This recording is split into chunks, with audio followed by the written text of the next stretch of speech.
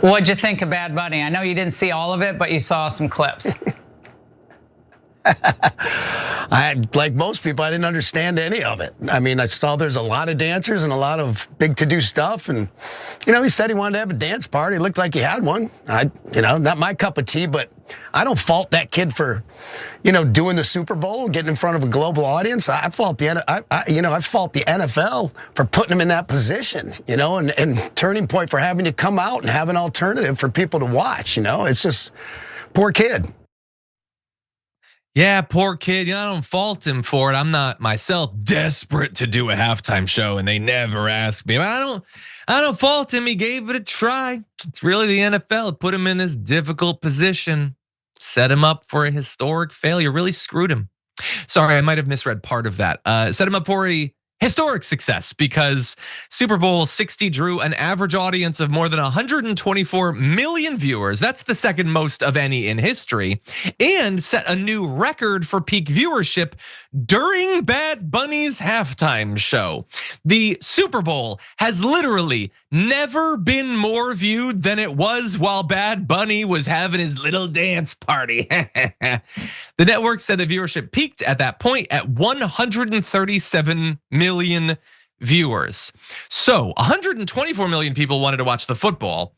An additional 13 million people were like, nah, screw that, but I will tune in for Bad Bunny.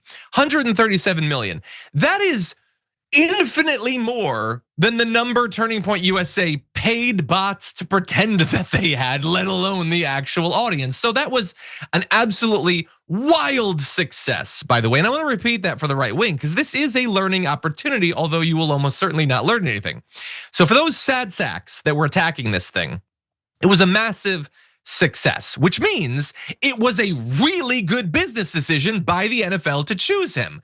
They didn't go woke, go broke. They went woke, if being Puerto Rican is woke, and that is what the right has been saying, and got more viewers than they've ever had before. It kind of feels like maybe we could learn like a broader lesson about this. Maybe the bloviating and the terrible predictions and the attacks and all that were actually really off base.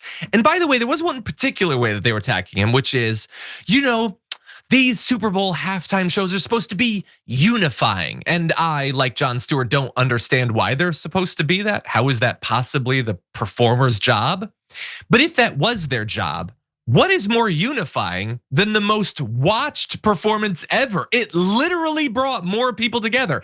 By the way, if every single Spanish-speaking American tuned in, that still leaves almost 100 million non-Spanish-speaking Americans who watched it too. Evidently, the language barrier was not the obstacle the right wing pretended that it was. So I have more. This is gonna get more ironic and more ridiculous, but Sharon, I know that you were a fan of it.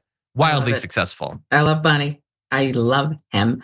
19.8 billion streams, surpassing Taylor Swift, which is exactly the business decision that the NFL wanted. Appointment television, when, as you said, more people were interested in Mr. Bunny than they were the football game. And yet you have Kid Rock, who, by the way, in that interview looked like he was in the witness protection program. He could walk down Fifth Avenue. Nobody would even recognize him. A has-been, overdone. There's not real legs there, okay? He's just a guy who's pretty salty. 5 million maybe watched you, Mr. Rock, and the Bunny ruled with love. Cardi B made a little pop-up special appearance. I mean, it was just a beautiful, Gaga, it was a beautiful thing to watch. And we're supposed to be punished for that. We're supposed to watch that and hate after that. Come on, let us be happy. No, nobody gets to be happy. Nobody gets to learn a lesson. The fact that Barbie made $1 billion, nope, woke is still bad in movies. And the fact that Bad Bunny's the most successful one ever, nope, woke is still bad in music because I need it to be.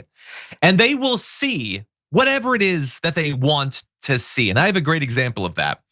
Andy Ogles, Tennessee Republican, he wants to probe the halftime show for featuring gay pornography. That's a thing that he actually said. So he watched it, and that's what he got out of that performance. That's what he saw, or that's what he chose to see. There was like one shot where two men were dancing on each other, And Andy Ogles is like, aha, gay pornography. And that is not gay pornography. I have a feeling that if we were to do a survey of gay porn videos, like in your search history, Representative Ogles, I'm sure they got up to far more than a little bit of car hood grinding or whatever. But that's what he saw. And I think that's strange because I watched that halftime show and you know what I saw? I saw Bad Bunny, sure. I also saw a lot of wildly attractive women dancing in a very attractive way, each one sexier than the last. And that's what my eyes went to. Andy Ogles was distracted by something else he saw at some point, which is a little bit strange, maybe something to talk to your therapist about. But that's not the only investigation they're pushing for. Representative Mark Alford wants Bad Bunny investigated for swearing, which evidently he didn't do. But even if he did, is there anything more pathetically uncool than tattling on Bad Bunny for using curse words? I want you investigate. I want fines. I want Bad Bunny in prison because he said a bad word in a language I don't even understand. My God, you people are uncool. And you know how uncool they are? They're so uncool that a guy who once said there's nothing gayer than having sex with a woman thinks they're too uncool for him, and that's Nick Fuentes. He looked at the Turning Point USA halftime show and he said, what the F was that? I mean, if that's the best we have to offer, honestly, I'm switching sides. And he goes on to talk about all the right wingers attacking it when they don't get how wildly popular it is and how uncool it makes them seem to be against it. And that's Nick Fuentes, who's literally never even talked to a girl. He can tell that this is lame, Sharon. What do you think? Who's the congressman who, listen, if his eye is trained to spot gay porn, then I guess there's something to investigate. But I think that this is pathetic. And when we have to point to Fuentes as a voice of perhaps some reason here, that pretty much says it all. Your side's losing, thank goodness. And one thing that you may actually be good at now is uniting the rest of us. Even people who are on the fringe may be coming over to the side that does not love to hate. Yep. So that could be one positive.